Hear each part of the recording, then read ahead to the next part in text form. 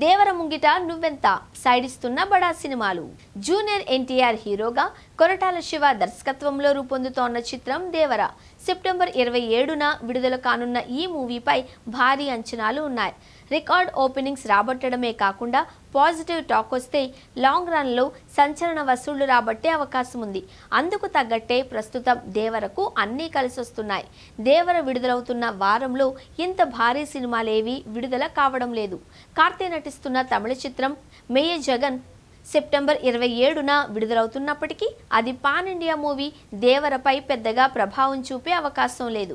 ఇక అక్షయ్ కుమార్ నటిస్తున్న హిందీ చిత్రం స్కై ఫోర్స్ అక్టోబర్ 2న విడుదల కావాల్సి ఉండగా అది వాయిదా పడింది. ఒకవేళ స్కై ఫోర్స్ విడుదలైతే నార్త్లో దేవరపై ప్రభావం చూపే ఛాన్స్ ఉంది. ఇక తమిళ స్టార్ సూర్య నటిస్తున్న pan India movie Kanguva October 10న రిలీజ్ కావాల్సి ఉండగా అది పోస్ట్ పోన్ అయింది.